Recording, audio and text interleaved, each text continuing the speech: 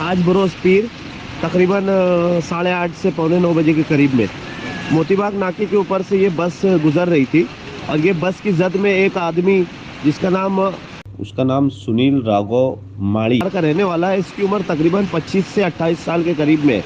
ये two wheeler के ऊपर था और बस वाले ने इसको इतनी बुरी तरीके से इसको रौंदा कि इसके सर के ऊपर से गाड़ी चली गई और सर के ऊपर से गाड़ी जाने के बाद इसकी जगह पे इसकी मौत हो गई।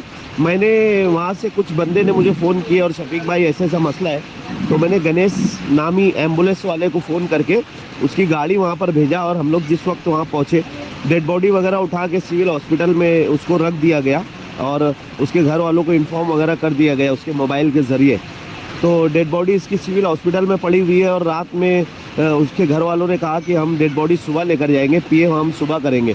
तो सुबह पीएम वगैरह करके उसके घर वालों के ताबे में डेड बॉडी दे दी जाएगी और छावनी पुलिस स्टेशन के पीआई साहब ने वहाँ पर गाड़ी वगैरह भेज के पुलिस की गाड़ी भेज के कुछ पुलिस के कर्मचारी भेज के केस नोन कर लिया है। ये गाड़ी निकाल कर छावनी पुलिस स्टेशन में जमा की गई है। जो इष्टी है, ये गाड़ी का नंबर भी उसके ऊपर है, तो आप नंबर देखकर डाल सकते हो।